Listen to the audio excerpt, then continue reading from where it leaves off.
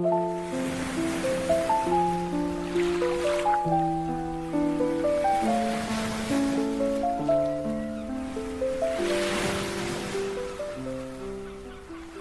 think you know history?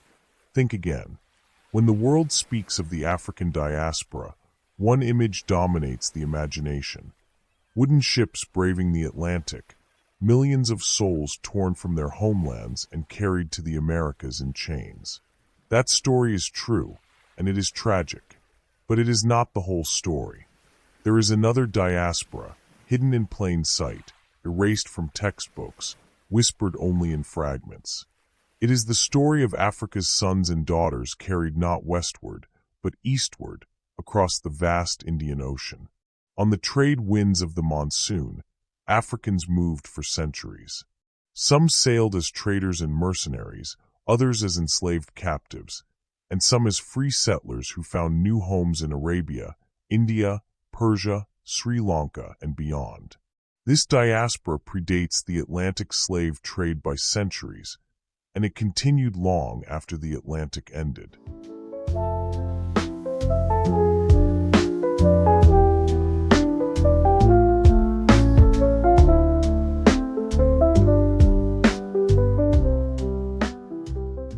To understand this forgotten story, we must first understand the world of the Indian Ocean.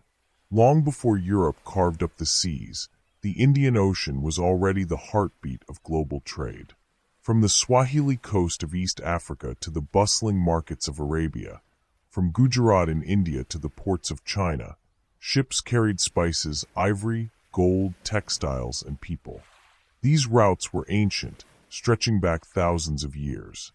Egyptians, Persians, Arabs, Indians, and Africans all crisscrossed this watery highway. And unlike the Atlantic, this ocean had seasons. The monsoon winds blew predictably, eastward in one half of the year, westward in the other, making regular travel possible. Africans were not just passengers of this trade, but participants. Sailors from the Swahili coast manned ships, merchants from Kilwa and Sofala dealt ivory and gold, and African soldiers served in armies far from their birthplaces.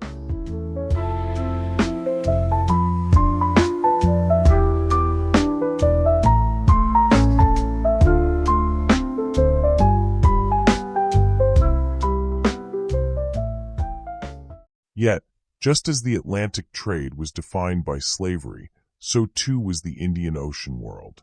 But this eastern trade was different. In the Atlantic, slavery meant plantations, racial categories, and a brutal system designed to feed Europe's hunger for sugar, cotton, and tobacco. In the Indian Ocean, slavery took many forms.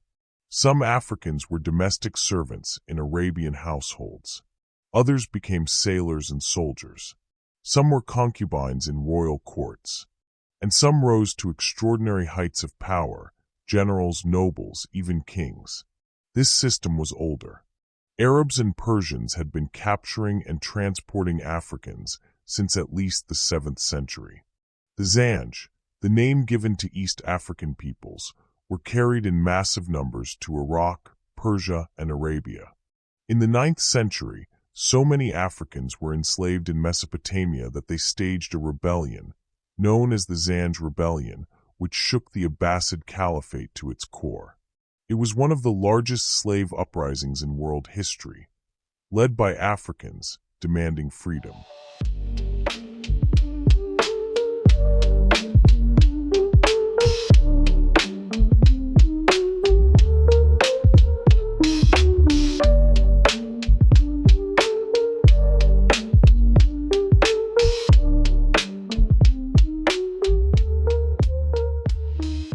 This is the key revelation. Africa was never isolated. When we are told history, Africa is often painted as a continent cut off, waiting to be discovered.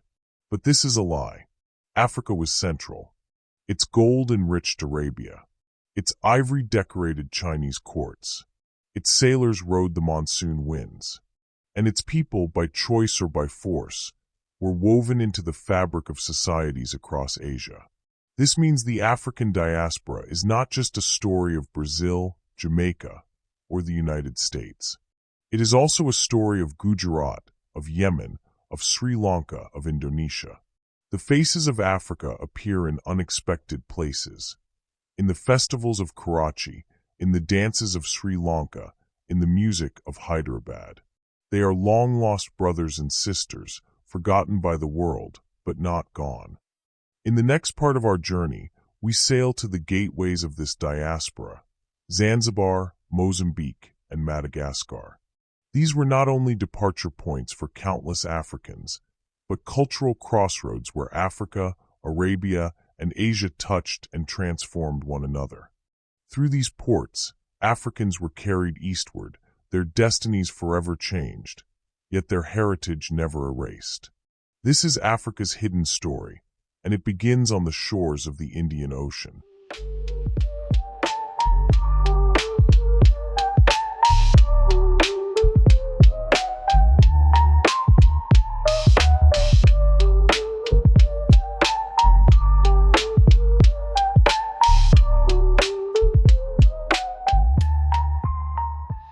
To find the heart of the Indian Ocean trade, we must begin in Zanzibar. This island, just off the coast of Tanzania, became one of the most important hubs of human movement in history. Known as the Spice Island, Zanzibar was famed for its cloves, nutmeg, and cinnamon. But behind the fragrance of spices lay the darker reality of human trafficking. When the Sultan of Oman moved his capital from Muscat to Zanzibar in the 19th century, the island became the center of East Africa's slave trade. Ships filled with Africans, men, women, and children, were brought here from the mainland. Some would remain in Zanzibar as plantation laborers. Most were shipped onwards, to Arabia, to Persia, to India. The slave markets of Zanzibar were infamous. Travelers described them with horror. Men shackled together in the blazing sun, women and children inspected like livestock. From here, countless Africans lost their names, their homes, their freedom. But Zanzibar was not only a place of bondage. It was also a place of blending. Here Swahili culture flourished, a mixture of Bantu, Arab, Persian, and Indian influences. The Swahili language itself is proof.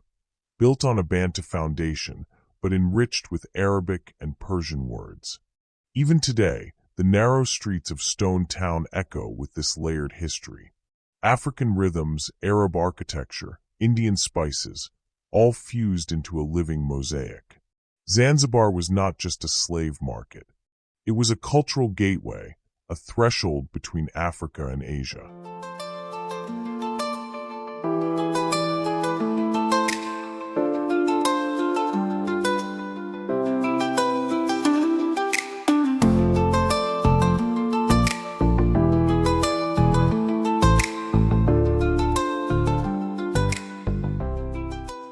South along the coast lay Mozambique, another great portal of the diaspora. Here, the Portuguese built forts and trading posts from the 16th century onward. Mozambique became their launching pad into the Indian Ocean world. Africans from Mozambique were carried to Goa in India, to the Persian Gulf, even to Macau in China. The Portuguese, unlike the Arabs, often baptized their captives into Christianity before transport. This practice blurred identities even further. An African child taken from the Zambezi Valley might arrive in India not only as a slave, but as a Portuguese Christian with a new name. And yet, African identity persisted. In Goa, in Daman, in Cochin, Africans lived and worked. Some served as soldiers, some as laborers, some as musicians in Portuguese courts. Over centuries, these African communities became part of India's fabric, still recognizable, but transformed. Mozambique's role reminds us of another truth. The Indian Ocean trade was not a single story, but a web. Arabs, Persians, Portuguese, Indians, and Africans all took part. No one people controlled it entirely. And Africans were not only victims, they were also sailors, merchants, and fighters who shaped this vast world.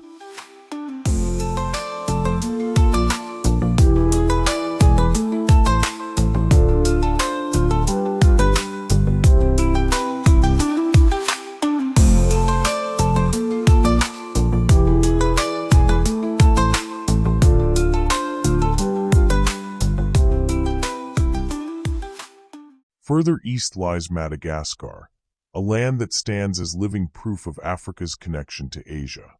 The Malagasy people themselves are a blend of two great migrations: Bantu-speaking Africans from the mainland and Austronesian sailors from Southeast Asia. Their language, Malagasy, is Austronesian at its core, related to languages of Indonesia and the Philippines, yet it carries hundreds of Bantu words, reminders of African kinship. This mixing happened more than 1,000 years ago, long before Europeans arrived. Africans and Asians were already meeting, marrying, and creating new societies. Madagascar is the child of two continents. But Madagascar was also touched by the slave trade. The island supplied captives to both the Atlantic and Indian Ocean markets. Enslaved Malagasy were carried to the Comoros, to Arabia, to India, and as far as Réunion and Mauritius. And yet, Madagascar was not only a source of captives. It was also a place of refuge, where shipwrecked sailors and runaway slaves forged new lives. Its history shows us both sides of the African story: loss and resilience, captivity and creation. Today, the Malagasy people carry in their very blood the memory of Africa and Asia united. Their music, their dance, their rituals, they echo the drums of Africa and the chants of Southeast Asia. Madagascar reminds us that the diaspora was not only forced, but also chosen. That across the seas, Africans did not just lose themselves, they found new ways to be. From Zanzibar, Mozambique, and Madagascar, Africans were carried eastward in their hundreds of thousands. Some would toil in anonymity. Others would rise to command armies and rule kingdoms. It is in India where this story takes a dramatic turn, where Africans not only survived, but built legacies of power. Our journey continues with the rise of the Siddhis and Habshis, the African rulers of India.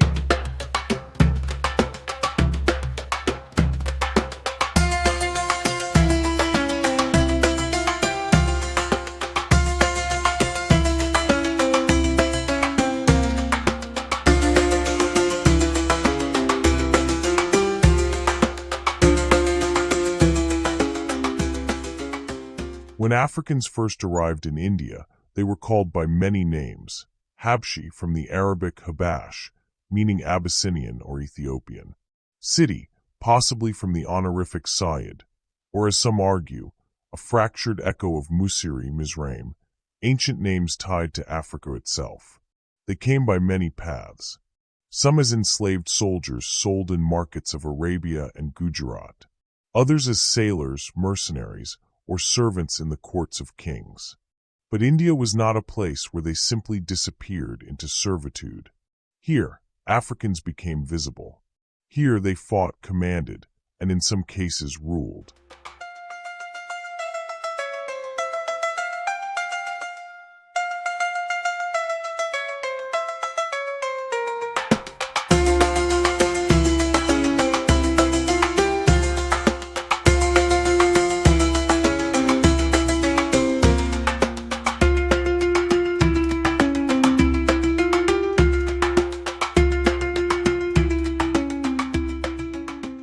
Perhaps the greatest story of all is that of Malik Amber.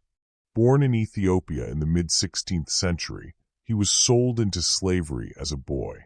He crossed the seas, passing through markets until he was brought to India. There, fortune turned.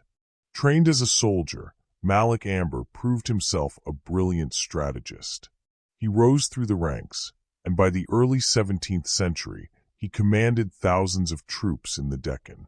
He became regent of Ahmadnagar, effectively ruling in the name of the Sultan. Malik Amber defied the mighty Mughal Empire. His guerrilla tactics humbled emperors. He built cities, dug canals, and fostered trade. Even his enemies admitted his brilliance. The Mughal chroniclers cursed him, calling him the Black Scourge. Yet they could never break him. From a child in chains to one of India's most powerful rulers, Malik Amber's life is a testament to African resilience and genius. His very existence shatters the lie that Africans in the diaspora were only victims. Some were conquerors.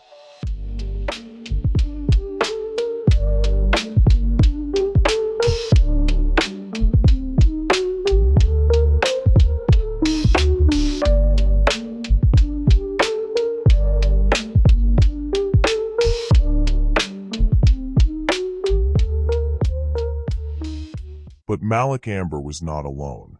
In Bengal, Africans seized power outright. In the late 15th century, a group of Habshi officers rose against their masters. For a brief period, they established the Habshi dynasty, ruling as kings in eastern India. Their reign was short, but it left marks, coins, palaces, chronicles that still survive. Imagine this: African kings in Bengal, their names recorded in Indian history, yet erased from ours. These rulers were remembered not as outsiders, but as legitimate monarchs. They were integrated into the politics of India, proof that Africans were not simply absorbed into servitude, they shaped states.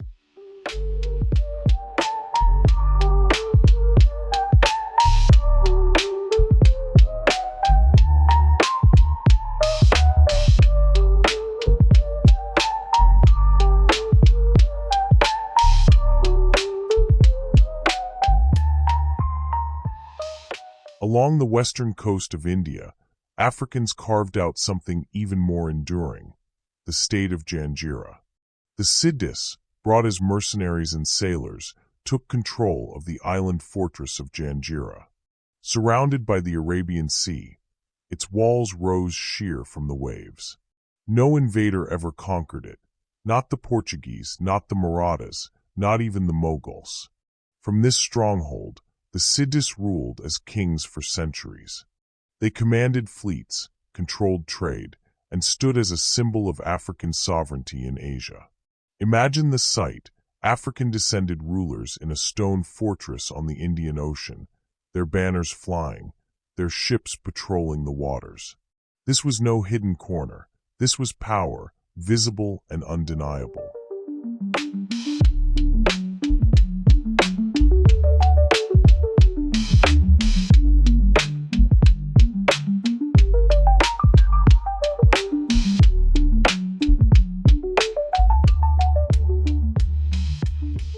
Today, the descendants of these Africans still live in India.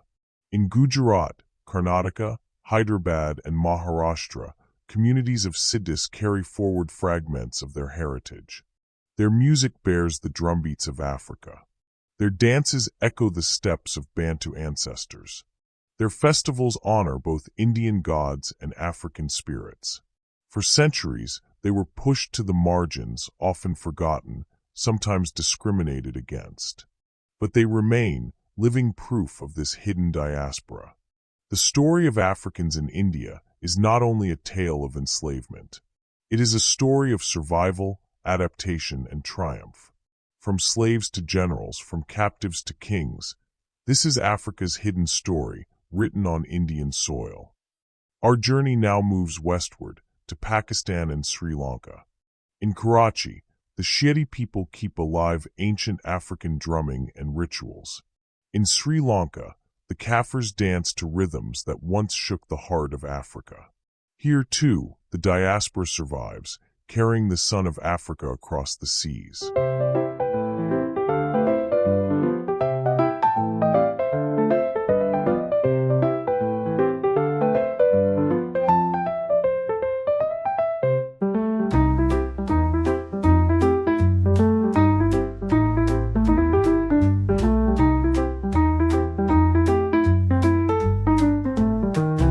When Africans were brought across the Arabian Sea, many arrived in Sindh, today's Pakistan. Here, they became known as Shieti. Their origins trace back to East Africa, from Mozambique, Tanzania, and Zanzibar. Most were brought as enslaved laborers, soldiers, or servants by Arab traders. But over centuries, they carved out a distinct identity.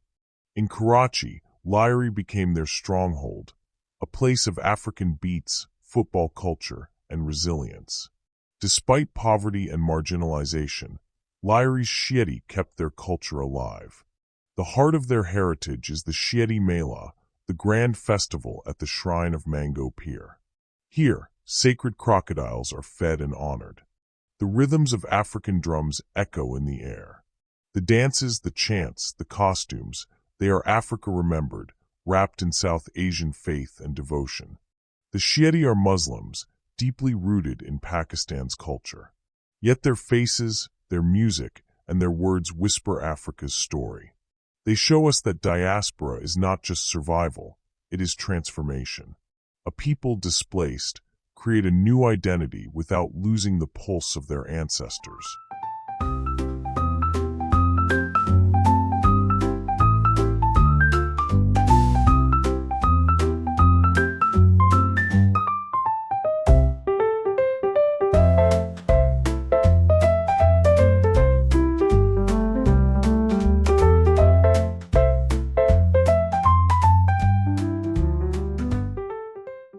The Shiedi were not only cultural keepers, some became leaders. One of the most famous was Hasha Shiedi, a 19th century general who resisted the British during their conquest of Sindh. At the Battle of Hyderabad in 1843, Hasha Shiedi fought to the last breath. His rallying cry still lives. Marvazan par Sindh na di sun. We will die, but we will not give Sindh. Here was an African-descended man, fighting as a son of Sindh, defending his adopted homeland against empire.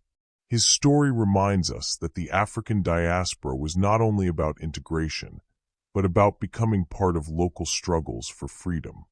Our journey now sails southward, across the Arabian Sea, to the island once called Ceylon, Sri Lanka. Here, Africans were brought by Portuguese, Dutch, and British traders. They were called Kafirs, a word born of colonial prejudice, yet transformed by the people themselves into an identity of resilience. What they carried was more than chains. They carried memory, and through song and dance, they kept Africa alive. In the small villages of Puttalam and Trincomalee, the descendants of African slaves still live today. They are known as the Sri Lankan Kafirs. Though few in number, their culture is vivid. Their songs are sung in a Portuguese Creole, a legacy of colonial times. Their dances, full of drums and energy, echo the traditions of East Africa. The Kafringa, a unique blend of African rhythm with Sri Lankan flair, survives as their gift to the island.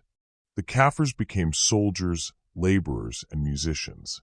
They entertained colonial rulers, but also built their own communities. Their resilience is astounding. Centuries after being uprooted, they remain a distinct people, proud of their African roots.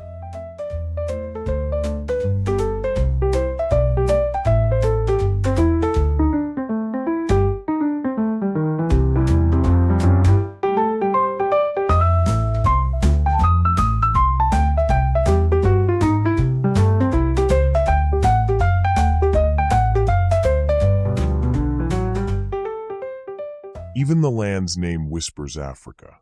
Sri Lanka. To many, it means resplendent island.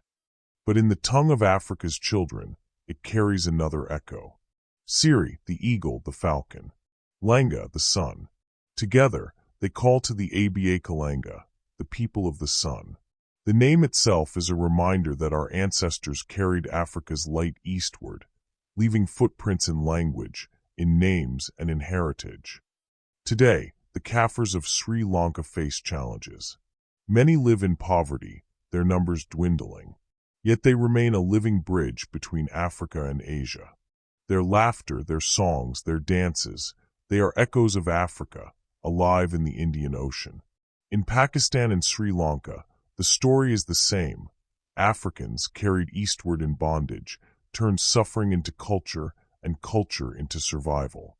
From Hasha Shiedi's battle cry to the Kafringa's joyful rhythm, the African soul endures. Our journey is not yet over. Beyond Pakistan and Sri Lanka lie other shores, Malaysia, Indonesia, Arabia, and even the far reaches of China. Africa's children are there too, their presence faint but undeniable. Let us continue eastward, to uncover the last hidden chapters of this forgotten diaspora.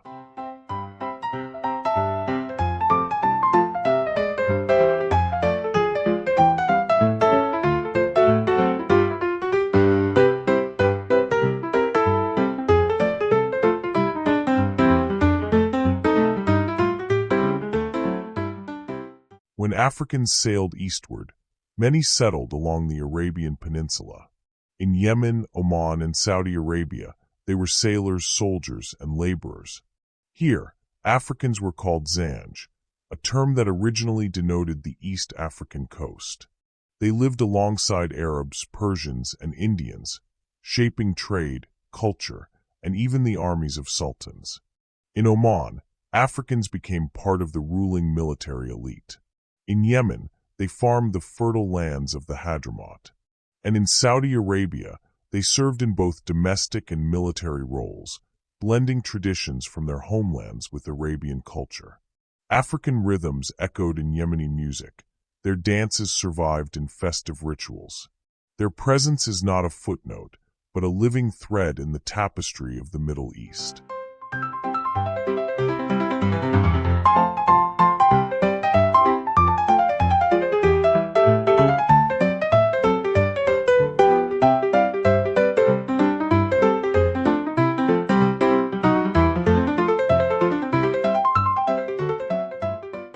Perhaps the most dramatic testament to African agency in Arabia is the Zanj rebellion. In the 9th century, tens of thousands of African laborers were forced to work in the salt marshes of southern Iraq under grueling conditions. They were considered expendable, their lives cheap in the eyes of the Abbasid Caliphate. But the Africans resisted. For 14 years, they waged a rebellion that shook Baghdad itself.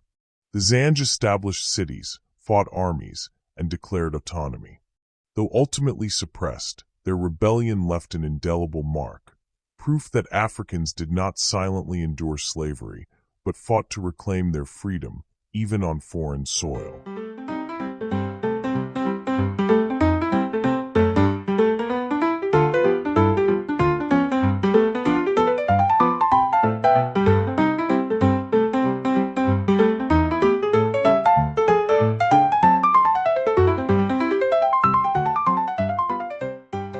Across the Levant, Africans found niches in the Ottoman world. In Syria and Jordan, they served as soldiers, administrators, and bodyguards. Some were part of elite regiments protecting Ottoman governors, while others worked as artisans, traders, or religious leaders. They assimilated culturally, yet retained African customs. Weddings, funerals, and festivals carried African rhythms and symbols. Drums, dances, and oral storytelling preserved memories of distant homelands. Even today, descendants of these communities trace their lineage to the Zanj, a living reminder that Africa's influence stretched deep into the Middle East. Africans were more than laborers, they were protectors and rulers. From commanding forts in Yemen to leading military campaigns in Oman, their skills were respected and feared. Yet, the erasure of history meant their stories were often buried. Modern Afro-Arab communities, in Hadramaut, Muscat, and Jeddah, fight to preserve heritage. They celebrate African ancestry through music, oral history, and family lineage. They embody pride, resilience, and the refusal to be forgotten. Our journey now crosses oceans again, to Southeast and East Asia. From Malaysia to Indonesia, and even China, Africa's descendants left their mark, in culture, music, and identity.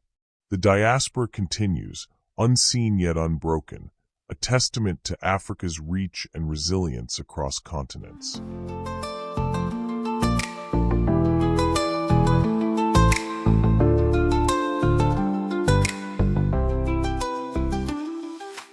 As Africans continued eastward, many settled in the archipelagos of Southeast Asia. In Malaysia and Indonesia, descendants of East African sailors, soldiers, and traders became known as the Afro-Malay communities. In Malacca, a thriving port city, Africans worked as mercenaries for sultans, guarding trade routes and defending the city against European powers.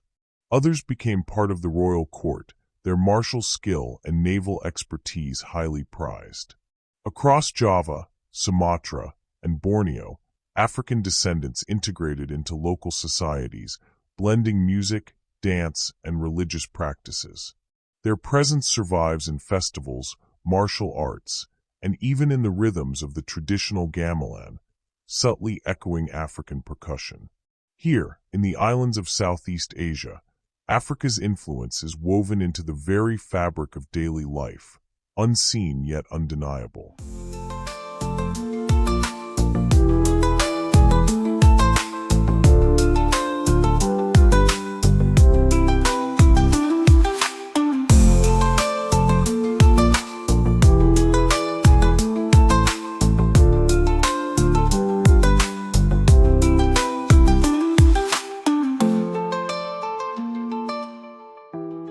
Music became one of the most resilient carriers of African identity.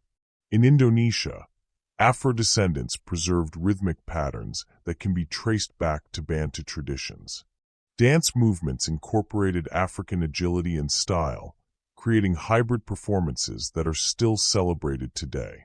In Malaysia, the Zapan dance, a graceful, spinning form influenced by Arabian culture, carries African footwork at its core. Even the call and response patterns in local songs hint at West and East African ancestry, echoing the voices of ancestors carried across the Indian Ocean centuries ago. Through sound and movement, Africa survives, a heartbeat hidden in every drum, every step, every chant across Southeast Asia.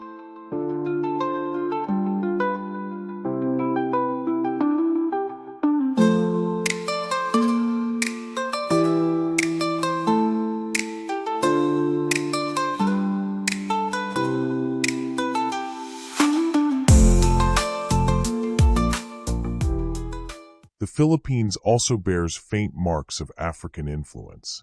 Historical records and oral histories suggest Africans arrived as sailors, traders, and mercenaries in Manila, Mindanao, and the Visayas. Some Africans were brought by Portuguese and Spanish colonizers, others by Indian Ocean traders. While their numbers were smaller, their cultural imprint persisted.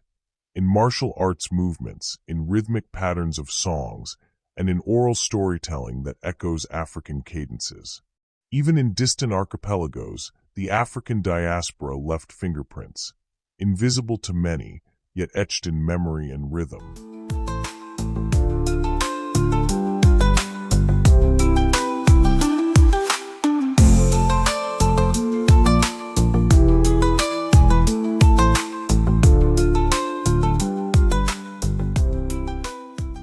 The journey east did not stop at the islands.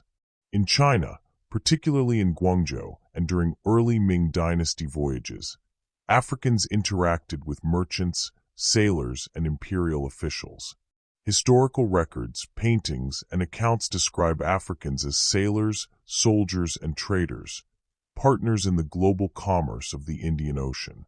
Some Africans settled permanently, integrating into local society, their descendants quietly carrying forward Africa's legacy on the eastern edge of Asia. Africa's story, we see, is truly global. Its children crossed oceans, survived slavery, fought, ruled, and created culture wherever they landed.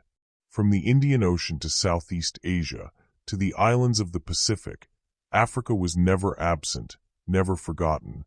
It was always central. Our journey across oceans and centuries is almost complete. But the story does not end with history. It continues in the faces, the music, the dances, and the voices of Africa's children across Asia and beyond. In our final chapter, we reflect on what it means for Africa to have been central to global history, and why reclaiming this hidden story matters today.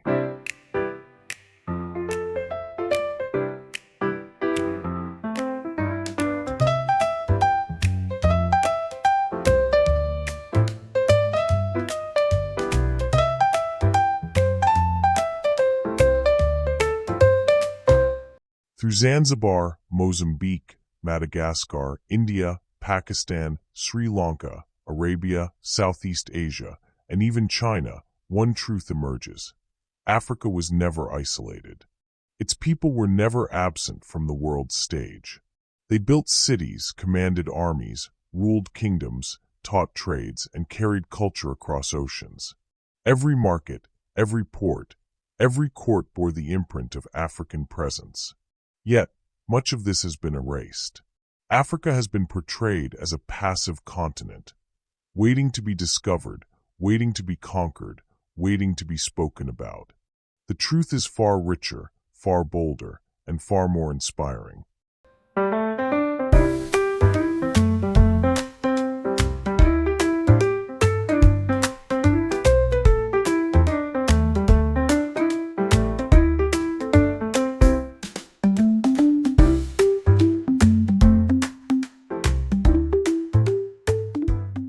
Look at the people who survived. The Siddhis in India, the Shetty in Pakistan, the Kafirs in Sri Lanka, the Afro-Malay and Afro-Indonesians, the early African settlers in China. They endured slavery, displacement, and marginalization. Yet they preserved their rhythms, their dances, their stories. They adapted, they blended, and they thrived, leaving indelible marks on every society they touched. This is resilience in its purest form, the ability to survive, to transform pain into culture, and to assert identity even in the margins of history. Step back and look at the scope of this diaspora.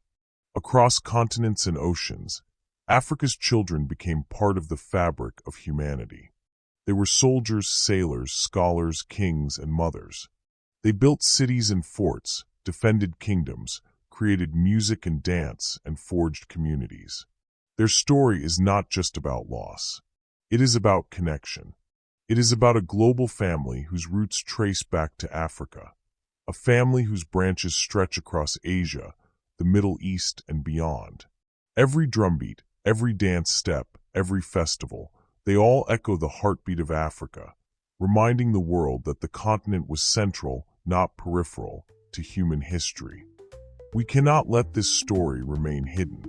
It is time to teach it, to celebrate it, to honor it. Africa's children are everywhere. In India, in Pakistan, in Sri Lanka, in Southeast Asia, in Arabia, in China. And each one carries the light of Africa, a light that shines despite centuries of erasure. History belongs to all of us, but its telling shapes the future. By reclaiming Africa's true place in global history, we restore dignity, truth, and unity, not just for Africa, but for the entire world. Africa was never isolated. Africa was central. And now, it is time we all remember.